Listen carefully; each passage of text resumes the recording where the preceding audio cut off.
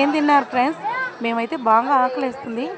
ఇంకా rice దొరుకుతుందేమో try చేసాం. Rice అయితే లేదు. ఏదో ఒకటి తిందాంలేని ఫ్రైడ్ రైస్కి అయితే వెళ్ళిపోయాము. ఇంకా బాగా ఆకలేస్తే ఇప్పుడు ఏం తిన్నా కానీ బాగా టేస్ట్లా అనిపిస్తుంది ఫ్రెండ్స్.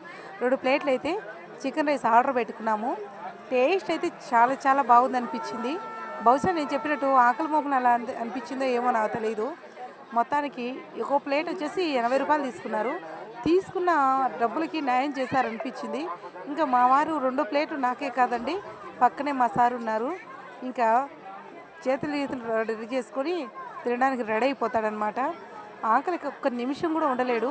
అలాంటి వ్యక్తి ఈరోజు పొద్దున్నే 2 ఇడ్లీ తిని ఇప్పుడు దాకా ఉన్నాడంటే చాలా చాలా గ్రేటు. కానీ ఏం చేద్దాం ఫ్రెండ్స్, ఊరికాని ఊరు వస్తే ఇదే ప్రాబ్లం. కానింటి సార్ అని చెప్తున్నా నేను. ఇదిగో హ్యాండ్ వాష్ చేసుకొని తినడానికి రెడీగా ఉన్నాడు. ఓకేనా?